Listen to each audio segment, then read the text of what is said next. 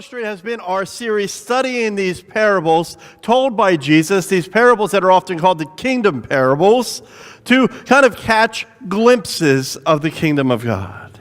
Each of these kingdom parables is really just an incomplete or imperfect or unfinished illustration. But the more we read them, the more we hold them in tension with each other, we find ourselves getting a larger view, a bigger understanding, a deeper experience of the kingdom of God.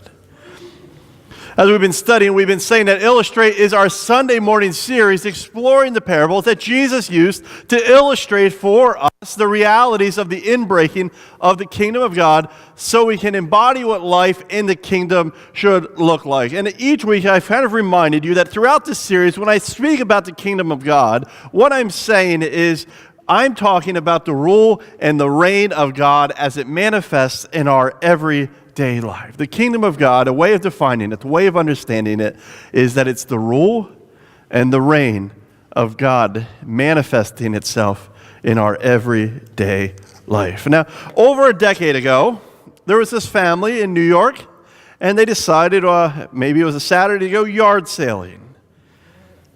Many of us have done this. It's a practice that many of us are familiar with. And at a yard sale not far from their home, they came across this bowl that was on a table. Now, the family was intrigued by the uniqueness, the simplicity of this bowl. So they picked it up and noticed it had a small chip and didn't really bother them. It was only $3. And so they thought this thing would be perfect to display in their living room. So they picked up this small bowl, they paid $3 for it, and for the next decade or so, it sat on a shelf in their living room.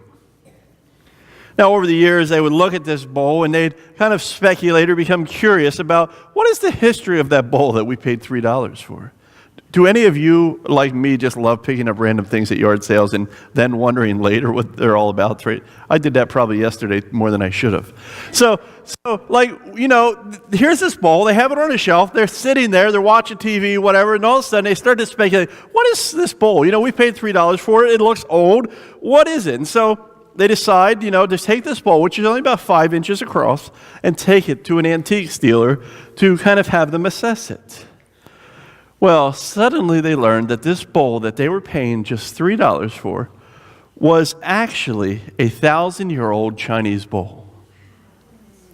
They were told that a pre-sale estimate of it would probably bring in $200,000 to $300,000 for them. Now, most of us would not be too upset if we learned that something we paid $3 for suddenly could be worth $300,000. But actually, this story gets better than just having a $300,000. In fact, they go on to find that the only other bowl of this size, shape, and form and likeness has been in the collection of the British Museum for 60 years. So this is really the only other bowl like this known. And, so as they probably do, they decide to take, any of us would probably do, we'd take this $3 bowl, we'd take it to auction, hoping to get $300,000. Well, because of the uniqueness of this bowl, there was 4 high bidders that began to ferociously fight over this thing. And by the time the auction came to a close, it brought $2.5 million to this family. Now, can you imagine a yard sale item that you paid $3 for, $2.2 million, all of a sudden is worth $2.2 million. And more importantly, they had it in their possession for 10 years or so before they even realized its value. It just sat on the shelf. Luckily, their kids or the dog didn't knock this thing off and break it into a million pieces, right? They've had this thing for years before they realized its value. Now, I know a bunch of you are probably already wondering, what do I have around the house that might be my secret gift of wealth? And others are wondering how soon you can get to a yard sale and begin to start looking. And no, when I was at the yard sale yesterday, even though I picked up a whole bunch of stuff, I did not pick up anything of value like this. However, the story of this bowl that has been called the chip bowl, is actually very similar or familiar to the one that Jesus is going to share this morning and tell his audience in hoping to explain the value of the kingdom of God. This morning we join back with Jesus as he's kind of telling these parables to stretch our way of seeing the kingdom of God on this iconic inlet of the lake. As I mentioned, weeks later, Jesus has been staying with some disciples in the house. The crowds have kind of stuck with him ever since his whole Sermon on the Mount thing. And so they began to really press him for more teachings and more ministry time. And so Jesus leads them to this amphitheater that has been naturally kind of shaped in the water here. And he goes out on a boat and he begins to address the crowd, teaching them these parables. He wants them to see through this parable that we're going to look at today about the gift of joy. And so this morning, as we look at Matthew 13, 44 through 46, Jesus is actually going to tell them two parables that kind of go in unison to each other. They often are called the parables of the hidden treasure and the pearl. These are two parables in which Jesus really uses and longs for his audience to know two things. First, the ultimate type of surrender that the kingdom of God needs, and two, that there's nothing as valuable or as lovely or beautiful in the world as much as the kingdom of God. And so to do this, Jesus begins to tell them an example of finding wealth in a kind of way or understanding that they knew well. And in teaching these two things, we learn some additional things. The type of effort needed to pursue the kingdom, the surprise that is often affiliated with the breaking in of the reign and the rule of God, as well as the gift of joy that will transform our lives when we surrender ourselves to the kingdom. And so as we read this passage this morning, think about these things. Let them dwell in your heart and imagine yourself being that bowl owner because that was very similar to what Jesus' listeners would have heard here. The kingdom of heaven is like a treasure in the field, Jesus says. When a man found it, he hid it again, and then his joy went, in his joy went and sold all he had and bought that field. And then without pause, Jesus goes, again, the kingdom of heaven is like a merchant looking for fine pearls. When he found one of great value, he went away and he sold everything he had and bought it. Now, these parables are short, but they are actually full of very deep meaning. Even more than meaning, they remind us of the value of the kingdom of God. They remind us of the value. Now, theologian C.H. Dodd reflects, among the parables explicitly referred to the kingdom of God, two of the shortest and simplest are those of the hidden treasure and the costly pearl, which form a pair.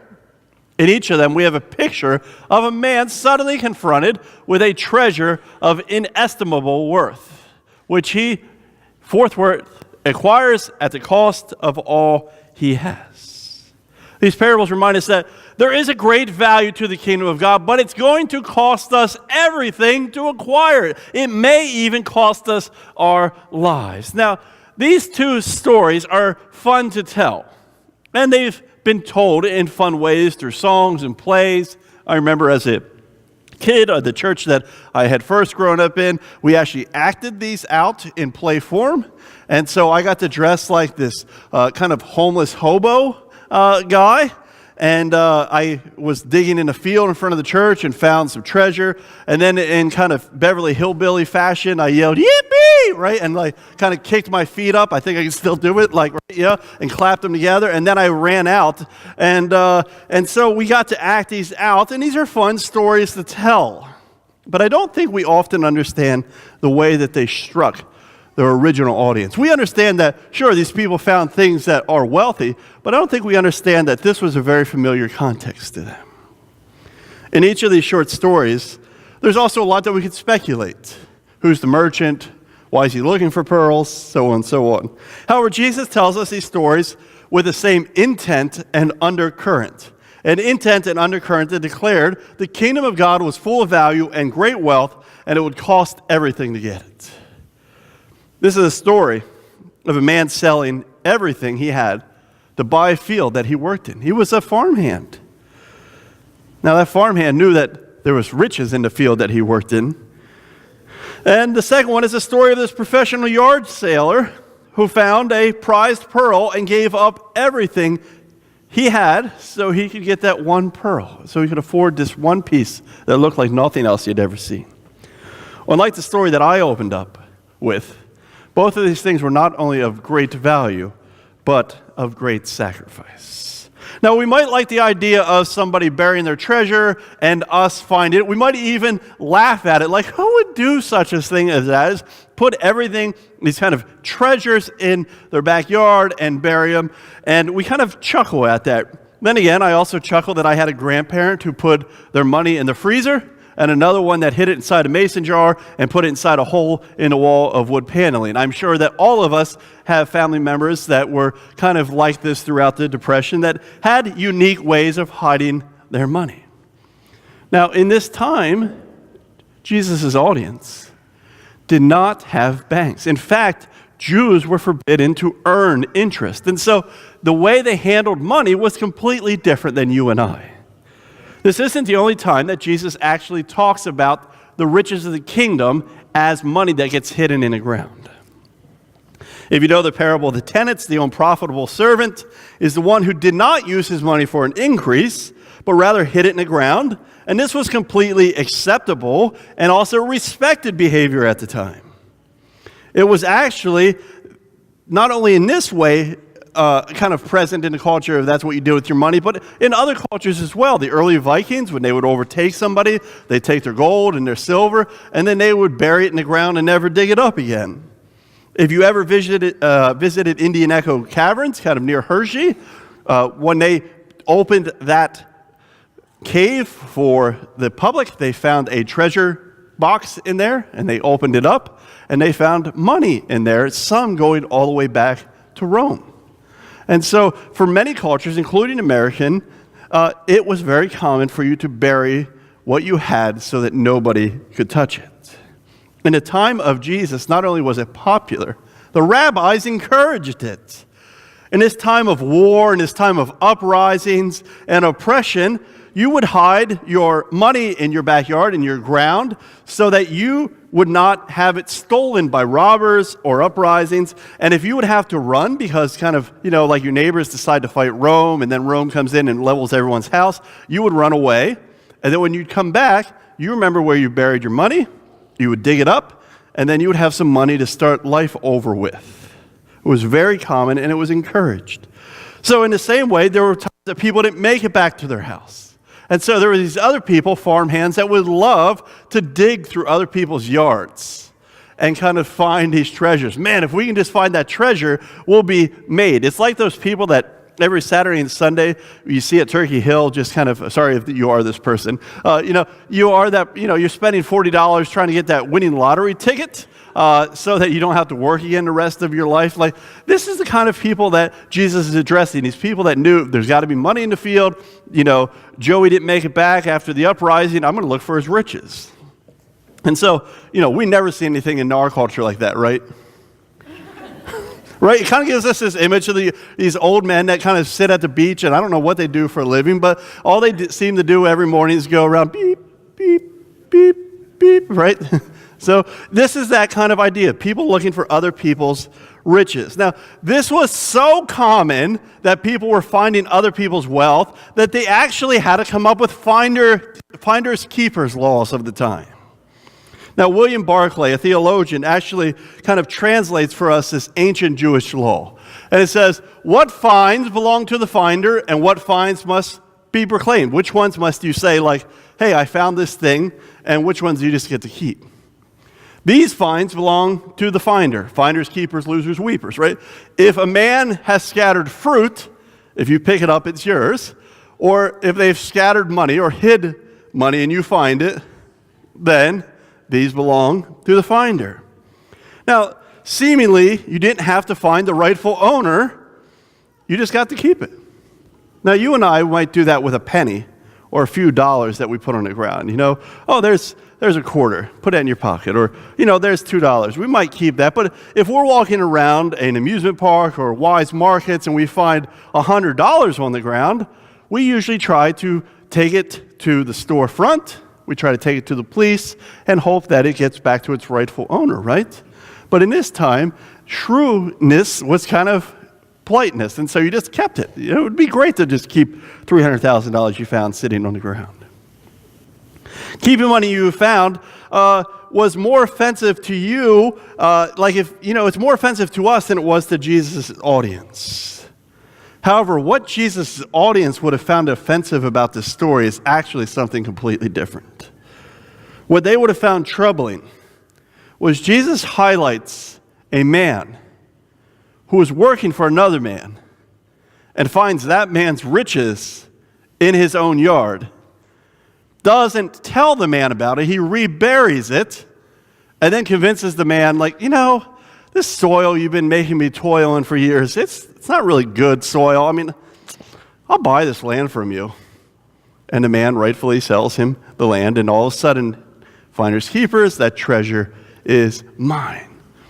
So what Jesus does is he takes this story of a man who's actually quite manipulative. He finds someone else's money, he rehides it, and then what he does is asks if he can buy the land so that he can have those riches. That is what Jesus compares the kingdom of God to, and that is what his audience would have found probably the most offensive.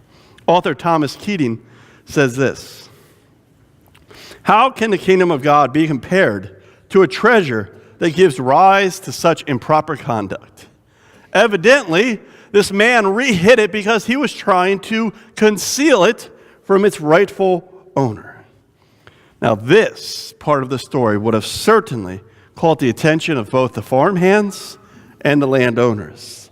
This is what Jesus was trying to do. He was trying to get their attention, to offend their minds so he could reveal what's in their hearts. They had missed out and found ways around everything, and the farm owner in this story totally missed out what was buried in his own midst. And I don't know if this was Jesus' intent, but it works for me to also think that in many ways, the Jews had the DNA, the understanding, the promise, the hope of the kingdom of God, and it was, in essence, buried in their backyard, but they overlooked it. They had missed out on it. They overlooked Jesus and his ministry, the announcement of his kingdom, because they had their own selfish wants that they could not surrender. The Gentiles and the marginalized then would inherit what was meant for everyone else. You don't want this field? I'll give this field to other people. And you know what? In this field, they're going to find treasure. They're going to find that thing you've missed out. However, to the main point of this parable, William Barclay points out this: the biggest mistake to its intent or undercurrent that we can do is actually misread it. And so in this parable, the two great points are the joy of the discovery and the willingness of the man to give up everything to make the treasure indubitably his own. Everything else is besides the point. So we can speculate about everything else, but the most important thing to take away from this are these two kind of pieces of the puzzle. The man willingly surrendered everything he had and wanted in life to get something that now he wanted more, something of greater value. Now, what do we want in life? Think about that. What do we want in life, and what are we willing to often give up to get something better? Maybe I can ask, what do you want in life? Think about that for a moment. The Jewish audience of Jesus had things that they had wanted, they had desired, and they had expected, not only of the Messiah and the kingdom, but things they wanted and desired and expected for their neighborhood, for their country, for their purpose as a people. However, they seemed to not be able to move past what they wanted out of life to get something greater. Have you ever really wanted something but settled for something else and found yourself surprised? This was Jesus' point of these parables. These Jewish people were on hard times, and they would have tried to hold on to any wealth that they had or could have found. But here are these two stories in which somebody has given up everything they've had to get something much better, kind of on a whim. That was what was standing out to Jesus' audience. What do you really want in life, and what are you willing to do to get something even better? Are you willing to give up everything? Now, in the first story, we see that the man finds joy.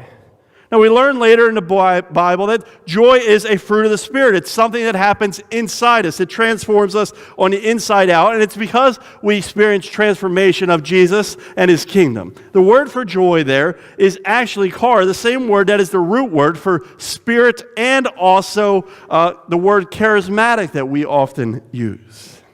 We like people full of joy. We tend to stay closer to them than people that are not full of joy, right? Especially in tough situations. If we're kind of in a bad place, we like to be around encouragers.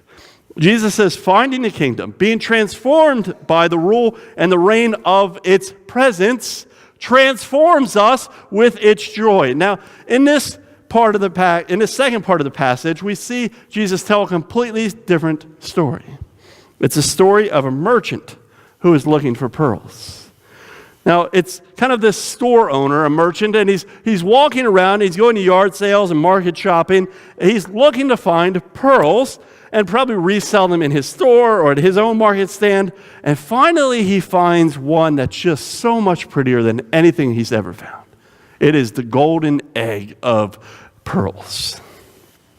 In this ancient world, pearls certainly had wealth, but they actually held a special place in the eyes of man.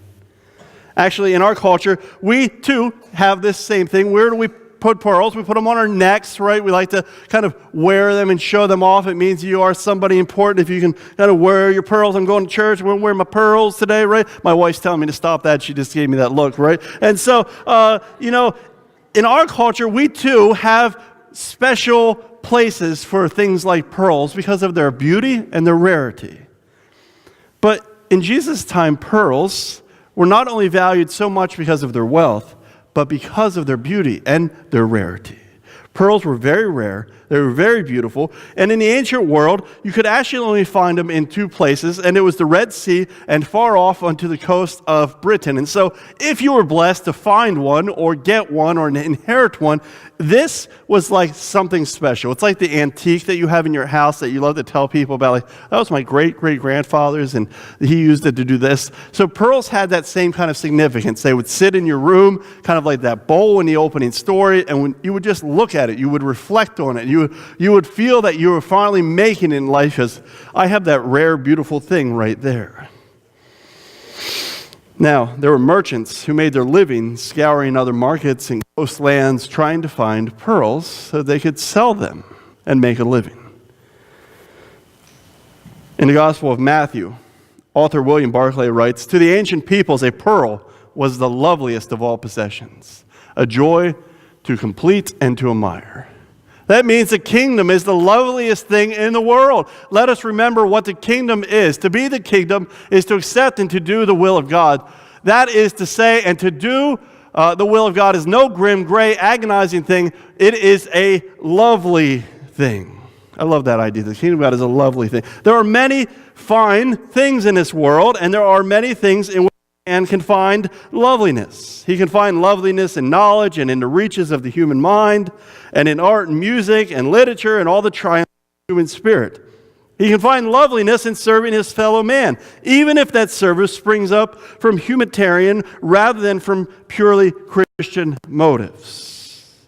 And later reflects, he can find loveliness in human relationships. These things are all lovely, but they are still less loveliness. The supreme beauty lies in the acceptance of the will of God. Now, as you think about your life, what is it? What beauty captivates you? What loveliness in life captivates your mind? Is it that antique? Is it something you've done? Is it how you've achieved things in life? Pearls found significance in the home on display, like the bowl in the living room of my opening story, just like our antiques, our collectibles, our memories, our achievements. However, what is it in life that you find full of beauty, full of loveliness in your eyes? What is that one thing that distracts you from everything else? In this story, a merchant finds the holy grail of finds in the pearl world, a pearl of great value and beauty. Suddenly the pearl he found was so much prettier, so much lovelier, so much more important than anything else he had ever had or wanted or was in pursuit of, and he was willing to give up everything to get that one pearl, and he believed that one pearl would sustain him more than anything else he owned in life to have. It was the greatest pursuit yet. This morning, these parables invite us to reflect on two things. What do we want? And what do we find lovely? More importantly, are we willing to surrender those things and everything else in life to find something that is actually more valuable and more lovely? This morning, there's a lot that we could take away from this passage. The kingdom of God is probably the most important aspect of Jesus' ministry. The rule and the reign of God manifesting itself in our everyday lives, inaugurated by the teaching and the ministry of Jesus, has changed history, and it continues to permeate our world. We can never talk about these parables enough. We can never read them enough. We can never wrestle with these things enough. But this morning, I think there are two questions for us to wrestle with, and those things are, what do we want in life, and what do we find lovely? And are those things really sustainable for us? Secondly, I think there are some notes that we can take away from this parable that teach us about the way the kingdom breaks in. And I encourage you to flip over to the backside of your bulletin. You'll find some places to fill in the blanks and kind of take notes as we move through these. First, as we see in this parable, we see that we all spend our lives in efforted pursuit of value and wealth. The first guy is a farmhand. He is working, but he's also looking to get out of that lifestyle at any chance he can. And the second guy is a merchant who is spending his effort in working. He's finding time to look for something that will help him become more wealthy in life. We all spend our lives in an efforted pursuit of value and wealth. And in following Jesus, through these parables, we find that his kingdom to be the wealthiest prize. It is the wealthiest thing we can. It is the thing that will sustain us in all of our pursuits. The kingdom is the wealthiest prize. However, his kingdom is only discoverable through hard effort. A farmhand was working in the field. He was digging. It involved kind of digging up this treasure, reburying it, using every effort and thing he had to rebuy the land. The merchant spends his day looking for the greatest thing. The kingdom in these stories are only discoverable through hard effort. And I don't mean effort in what can you do, but in active pursuit of your heart. The kingdom is present and radical response is needed. Both of these parables, there's a radical response. People were willing to give up everything they wanted and everything they had. And to a poor audience, to an audience that held on to whatever they could to survive in onshore times, giving up everything sounded scary. Now, we as Americans don't have that same reality. Most of us are probably wealthier than most of the world and maybe even most of our neighborhood. So for you, it might even be harder for you to imagine to give up everything you have, your retirement plans, your houses, your cabins, your collections. What does it mean that for you, if you were hearing this for the first time, to have to give up all of those things to get that one pearl that will sustain you for life? In that way, we abandon what we possess, and we pursue to do justice to God's kingdom. You know, one of the biggest problems that the world has with Christians is that, as it used to be said, I think it was C.S. Lewis said, we acknowledge him with our lips, but we deny him with our lifestyle, right? Because the world sees us pursuing and wanting things that don't seem to be equal or Jesus things or equal to Jesus things, they look at us like we are hypocrites. You are no different than me. And in that way of living, we do a radical injustice to God's kingdom. We do a radical injustice. As a kid, I loved everything about baseball. I never tried to miss a Phillies game on TV or the radio.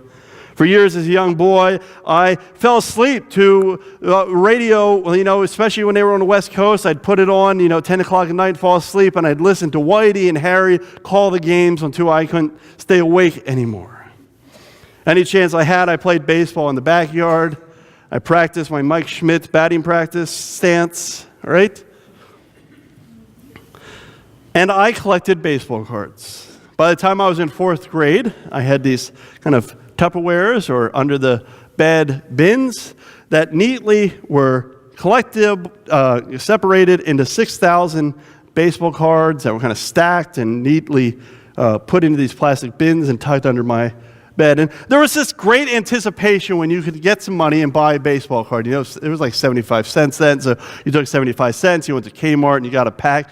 And man, you just couldn't wait to just rip the top of that open and just pull them out. There was a certain smell because there was always gum inside them. And so as soon as you would pull up these Topps baseball cards, you could smell that gum that had been sitting in there for a few months. And you would begin to chew down on that gum and begin to look for cards that caught your imagination. For me, I was always looking for Phillies cards. I wanted to find the whole team if I could. And the other thing I wanted was rookie cards and rare cards, places where they had made errors on the card, because someday those are the ones that are going to be worth money. And back then you didn't have the internet, so you actually didn't know how much your cards were worth. So you would go back to Wise and you go to the magazine shelf and they would have these Beckett's price guides, and you would buy that, and it was like $3 and you'd bring it home and you'd look up your baseball card, all right? That Juan Samuel All-Star card, how much is that? Oh, it's worth 75 cents. I already paid for the whole pack. And so you would get this kind of expectation and hope that you would find something worth $5 so you could go out and buy more baseball cards. Truthfully, I still like this anticipation of opening baseball cards. Winter is hard for me, and so as spring rolls around and spring training begins to kick off, what I tend to do is go to the store and buy some baseball cards, some new ones and some old ones, and with my 3 daughters, I share this love for them to feed our spring fever of opening up baseball cards. And they have come to love stacking them in the same way. Daddy, I got a rookie, or like, oh man, I didn't get Phillies, and you see this kind of disappointment in their minds, or but my sister got a Phillies and hers, but I didn't. And so we begin to put them in stacks, and they get really excited. Like, Annalie, in this last time we opened up, she said, Daddy, this one has to be worth a lot, right? And it was just like a regular card, but yeah, that's great. I'm sure it's worth what we paid for the bag. They love dividing rookies out from the others, and as we do this, we experience joy. We experience joy together. And as I think about the anticipation of opening baseball cards, or even the surprises of finding a bowl at a yard sale that's worth $2.2 million, I realize that kind of desire and anticipation is exactly what Jesus was desiring of us within regards to the kingdom of God. He desires us to anticipate the manifesting rule and reign of God in our everyday life. And we'll be surprised when we see his heart and his compassion and his power manifest itself in our lives. However, it's going to take a radical response. It's more than just me giving all $250 of my allowance to buy 5 packs of baseball cards, right? Like, it was giving everything that you had. We don't get to just sit back and wait for the rule and reign of God to show up. It takes our efforts. It takes our willingness. It takes our hearts being right. Baseball cards don't open themselves. We need jobs to pay for them. We don't get to just watch them open themselves. We need to open them. We need to go through them. Antiques at yard sales don't just fall into our laps. We need to kind of discern and spend money to get them, right? God desires us to be actively in pursuit of him. He desires us to pursue him with great anticipation and to surrender ourselves in a way that allows the power and the rule of his reign to manifest. He desires to surprise us with its value. These parables show us that God's kingdom did not force itself on the world, and it's surely not going to force itself on you or me either. It has to be pursued and surrendered to. However, it doesn't just take this kind of pursuit to find. And it's not only just a surprise when we find it, but it also is a costly investment. I encourage you just to close your eyes for a minute, and as I read this quote from William Barclay, let it reflect on you. To accept it, the kingdom of God, may be to give up certain aims and certain habits and ways of life which are very difficult to lay down. To accept the discipline and self-denial which are by no means easy. In a word, to take up our cross and follow after Jesus. But there is no other way to a peace of mind and heart in this life and to glory in the life to come. It is indeed worth giving up everything to accept and do the will of God. Like the opening story I shared, the DNA of the kingdom was in the living room in the field for the Jewish people their whole life. But they missed out on the wealth that they could have. I don't want to miss out on that wealth. I don't want you to miss out on that wealth. I don't want my friends in the neighborhood to miss out on that wealth. I want them to see the rule and the reign of God's presence manifesting in their everyday lives and transforming them from the inside out. We should live in a way that desires our neighbors don't miss out. Live radical. Live in a way that shows them that this really is the richest and the loveliest thing that we have. This is our thing of most beauty. Thomas Keating puts it like this: the kingdom is among us and within us.